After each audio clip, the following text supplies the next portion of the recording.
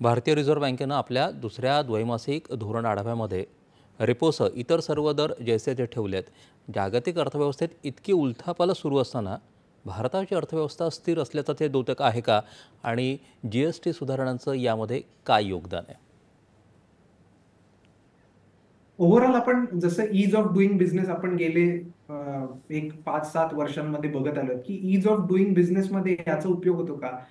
तर नक्कीच होतो, की जेव्हा कुठलीही भारतीय असेल किंवा भारताबाहेरून आलेली कंपनी असेल, जेवढी या सगळ्या कर प्रणालीत सरलता असते, जितके सोपेपणा असतो, तसंच रिफंड सारख्या प्रोसेस असतील, ITC सारखे म्हणजे परतावा असेल किंवा मला त्याच्यामधनं येणारं क्रेडिट असेल, ITC क्रेडिट असेल, ह्याच्यातनं जो काही फायदा मिळतो आणि जो जितक्या लवकर मला मिळतो, तेवढंच त्या मॅन्युफॅक्चररची किंवा त्या दुकानदाराची ही तेवढीच कॅश फ्लो म्हणजे माझं पैसा लावण्याची त्याच्यातली ताकद वाढत जाते.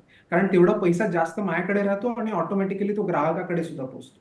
सो या सगळ्यातनं ओव्हरऑल आपल्या भारताच्या अर्थव्यवस्थेला चालना तर मिळेलच आणि ही जी काही स्टेबिलिटी आपण बघतोय की make in India, made in India याला जे काही प्रोत्साहन दिलं जात आहे, सो ह्यात त्याचा नक्कीच हातभार लागेल आणि बाहेर टॅरिफ आणि इतर युद्ध चालू असताना सुद्धा आपली अर्थव्यवस्था तेवढी तग धरून आहे, तेवढी स्थिर आहे, त्याचंच द्योतक म्हणायला लागेल.